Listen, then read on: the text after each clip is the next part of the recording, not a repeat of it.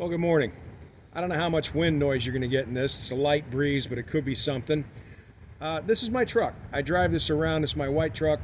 Got a white truck box. There's a guy out there that I hope he sees this video, because really this is for him and other people who were raised in the Jewish faith, because there's a lot in the Tanakh that can make sense of it. This guy always says, make it make sense. You know, I'm pretty sure I can make it make sense if you just give me a little bit. Don't be a mashugana about this. Stick with me. It can be done. So, how does it make sense? Well, first of all, I like to take my truck out to places where you can get a view. The power station. It's all about power. It's all about who's going to have the power, whether it's going to be the power of Lucifer, the power of the first highest created angel, or whether it's going to be the power of God. And it's been that argument ever since the garden. Adam and Eve. Lucifer got to Eve. Adam gave it up because he loved Eve so much. He said, okay, fine, I'll bite. And he did it. And we've been in this mess ever since. And if you think that you could have done better, you're crazy. We have the opportunity to choose a sinless life every single day, and yet we don't do it. You know why? Because Lucifer is stronger than us. He has more power than us. So we need a power that's greater than him so that we can have victory in this life. Now, how does that work? God's servants, the prophets, Moses. Go back to Moses and the prophets. Let's go back to Moses and the prophets. God's people, 400 years in slavery in Egypt. How'd they get out? God sent a man bearing his own name that this man heard from God's mouth at the burning bush. I tell you, his name is HAYAH. Aleph, He, Yod, He, pronounced HAYAH. Just like the verb that the Jewish people use every day for the meaning of existence. HAYAH, the verb to be, spelled He, Yod, He. This verb is also the sound of God's name, and this is proven by Numbers 6:27, where God tells Moses, they shall put my name on the children of Israel, and I will bless them. Do we listen to Moses? Do we listen to God? Yes, we do. Do we also listen to the Talmud, the rabbis? Yes, we do. Should we? Absolutely not. They are right on some things, but on others they are absolutely wrong. And it's the important things that they're absolutely wrong on. So let's take a look at this name HAYAH that was put on the children. Hezekiah. Josiah. All these HAYAH names pronounced for thousands of years in every Jewish family. On the children that they put his name on. That's his name. Are we not supposed to say it? How can we not say it? We call our children by it. The fathers of Israel, the fathers of the faith of Israel, knew the name of the God they served, the God that Moses came and bore his name. They knew that name of their God, and they put that name on their children. How much clearer can it be? Are you telling me that the fathers of the Jewish faith lied about the name of their God and put that same lie upon their children? Absolutely not. Absolutely not. And so when they say, Jeremiah, come to dinner, they say, HAYAH, come to dinner. They use that name of God every day without knowing it. And because it's done in ignorance without knowing it, it may be considered blasphemy. The Jewish people are in a lot of trouble for this. But God sends people to set them free with knowledge, with understanding. What is that? There is going to be a second Moses that comes bearing the name that Moses bore, right? He's going to show the people what they need to do. Put the blood on the doorpost, do this, do that. You're familiar with this. It's Passover. It's been celebrated for thousands of years. Do all that and sleep with your shoes on, and in the morning you're going to go. Okay, he brought the name, he brought the plan. They followed the plan, they were set free. 2 Moses, Deuteronomy 18:15, 18:18. There's going to be another one. He's going to be a lot like Moses, isn't he? He's going to bring a name, he's going to bring a plan, and if you follow the plan from the guy who brought the name, you get set free. Pretty sure I'm that guy, because I know the name of God, HAYAH. I know how to prove it.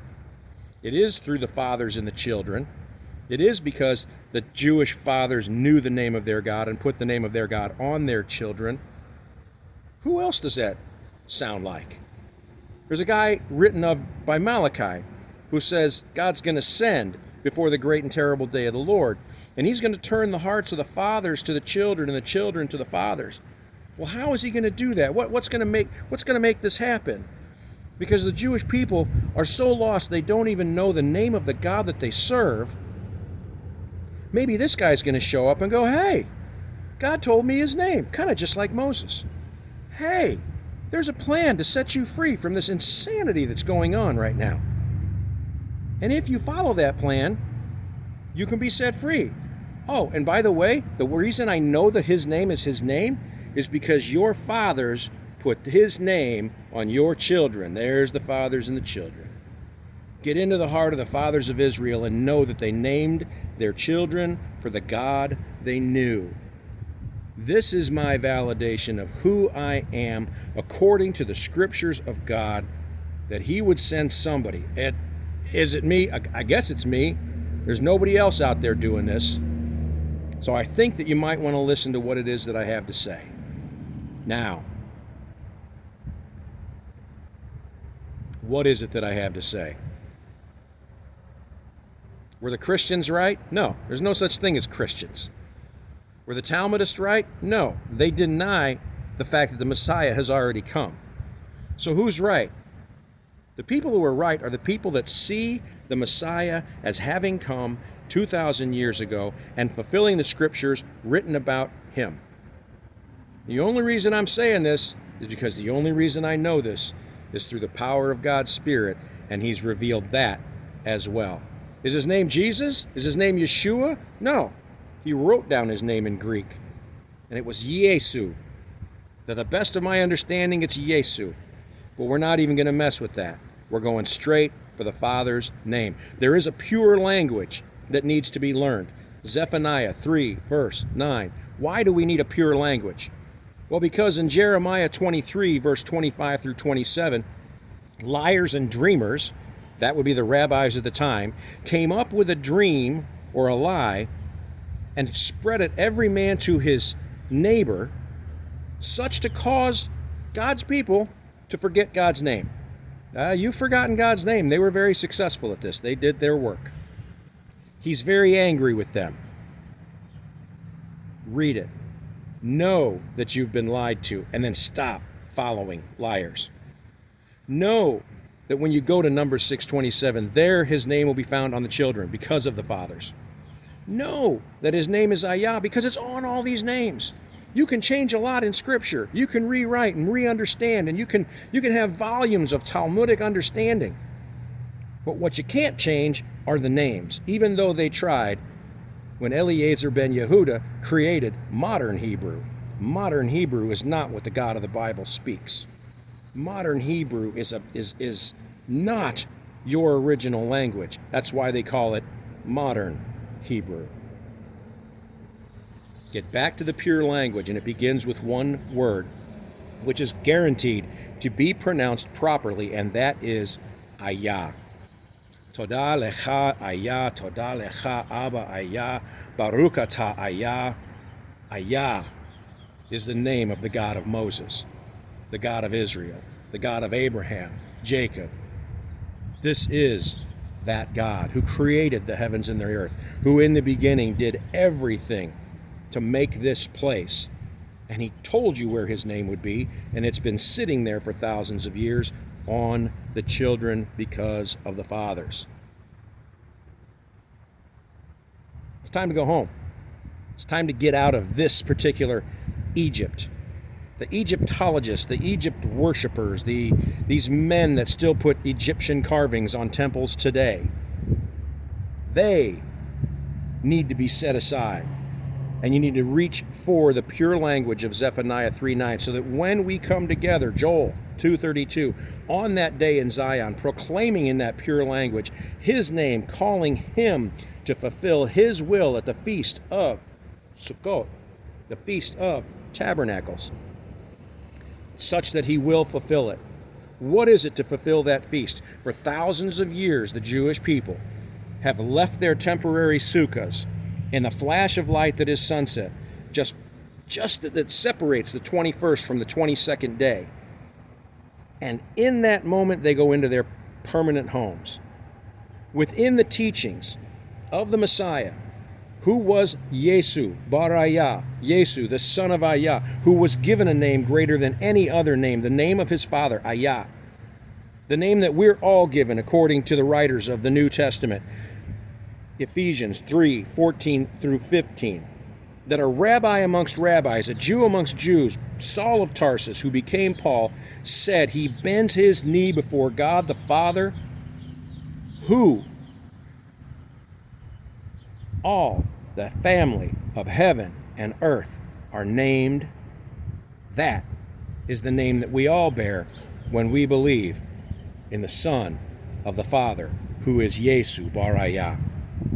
The Messiah has come, and he has revealed your way out through the person that the Old Testament said would come, a second Moses, through the person that the Old Testament said would come, a person who would restore all things, and who would turn the hearts of the fathers to the children and the children to the fathers. Let's get it right, folks. We are running out of time. This message is for those with ears to hear and eyes to see. Isaiah said that God is going to cast his fury upon them, but he will save a tenth. Isaiah 6, they have eyes but cannot see, they have ears but cannot hear. How long shall I say this to them, until the cities are a wasteland? This is God's fury. Ezekiel said of this temple, these greater abominations, that there will be women weeping for Tammuz. Tammuz is a Babylonian term. Tammuz is something that the rabbis declared there would be a month of Tammuz. Why do we have a month named after a Babylonian thing? Why? Because they're wrong, and they need to be set aside for the truth. Bob, I hope this is making sense to you. Deuteronomy 16:16. There are 3 feasts: Passover, Shavuot, Sukkot. These are the 3 pilgrimage feasts. These are the ones that are important. These feasts will be fulfilled. 2 have been, by the Messiah himself, putting his blood on a cross, substituting for the blood on the doorway. When did he do it? He did it during the feast. 50 days later, Pentecost, Shavuot. Moses brings the law down. The Holy Spirit brings the power to fill the law down, fulfilling the feast exactly in the same manner of the feast, in a mirror image. The first, blood and wood for blood and wood. The second, the law coming down for the law coming down. Who will fulfill this third feast but the Father? On a day that only the Father knows. In a Jewish wedding, only the Father knows when the Son will come for his bride. That is the day that the Father only knows. That is why it is his feast to fulfill this third Sukkot. How will he fulfill it? In a mirror image of those Jewish people leaving their temporary dwellings for permanent dwellings in the flash of light at sunset on the 22nd day of the 7th Hebrew month. That is how this will be done. Do you see it? Do you recognize the pattern? I hope so. I hope you have eyes to see and ears to hear.